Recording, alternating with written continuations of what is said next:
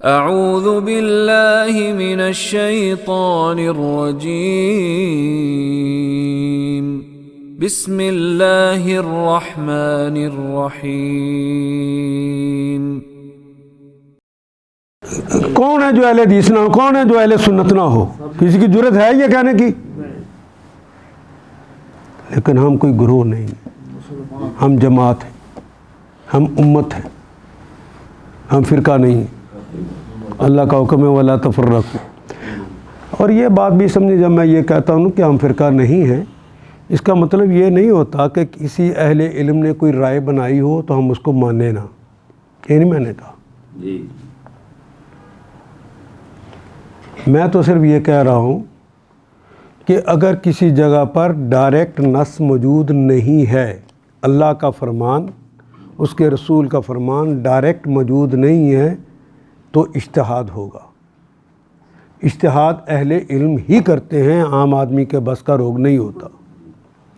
جب یہ اجتہاد کر لے، وہ کوئی رائے بنا لے، تو ان کی رائے اس اپنے فرد، اس جس نے رائے بنائی اس کے لیے بھی ٹھیک ہے، اور جو اس کے علم کے اوپر ساتھ کرتا ہے کہ اس کا علم ٹھیک ہے، اس کے لیے بھی ٹھیک ہے۔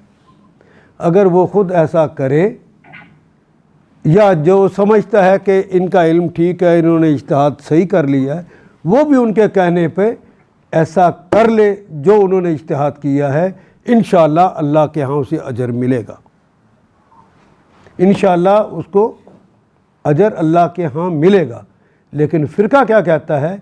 جو دوسرا بندہ ایسا نہیں کر رہا وہ غلط ہے، تو یہ محمد رسول اللہ کے خلاف ہو جائے گا۔ وہ اس لیے کہ رسول اللہ نے فرمایا من اجتہد و وجد فلہ اجران، جس نے صحیح رائے کو پا لیا اجتہاد کر کے، اس کے لیے 2 گنا اجر ہے۔ اب صحیح کس نے پایا ہے؟ اس کا علم کس کے پاس ہے؟ تمہارے پاس تو نہیں ہے نا، تم نے تو اجتہاد کیا، اور اجر کس نے دینا ہے؟ تو وہ 2 گنا اجر دے دے گا۔ ومن اخطا، جس نے غلطی کر لی فلہ اجر، اس کے لیے 1 گنا اجر ہے، اس کے لیے گناہ نہیں ہے۔ رسول اللہ کہے کہ اس کے لیے 1 گنا اجر ہے، اور دوسرا کہے کہ نہیں تو غلط ہے، کس کو غلط کہہ رہا ہے؟ حضور کو کہہ رہا ہے وہ ڈائریکٹ۔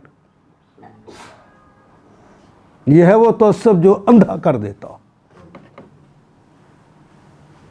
میں پتہ نہیں بات سمجھا سکا ہوں کہ نہیں۔